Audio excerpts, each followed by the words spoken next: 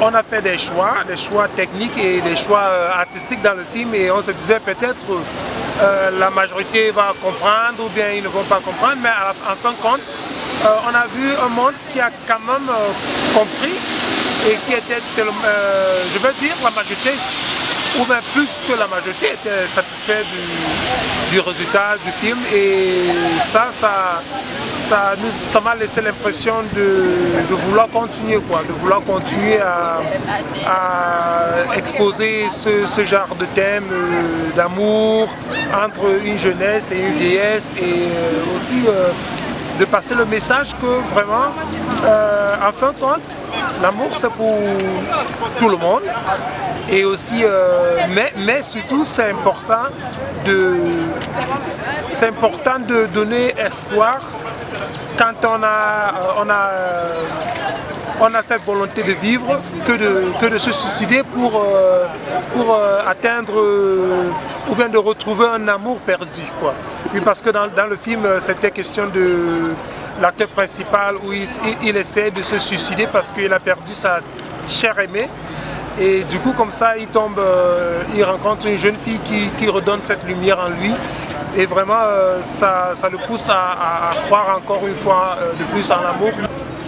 Dans un Cameroun aujourd'hui qui connaît assez de difficultés par rapport aux francophones et aux anglophones, on a vu que dans votre film, vous avez résolu ce problème-là.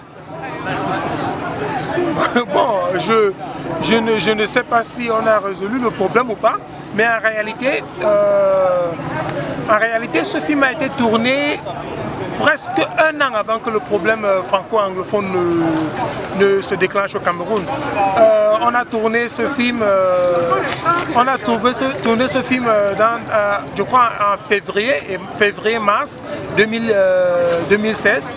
Mais ce problème a commencé vers, je dirais, novembre-décembre. Bon, enfin, ça s'est bien imposé en 2017, mais pourtant on avait déjà tourné ce film depuis.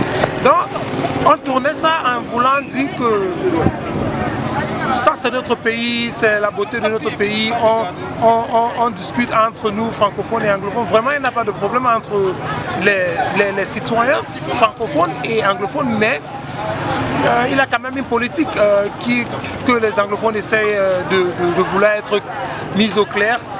L'artiste est souvent un prophète ou prévoyant. Est-ce que vous avez l'espoir aujourd'hui quand même que, vu que le problème est là, ce film peut contribuer donc à unir davantage les Camerounais, aussi bien francophones qu'anglophones? Honnêtement, je dirais je ne sais pas.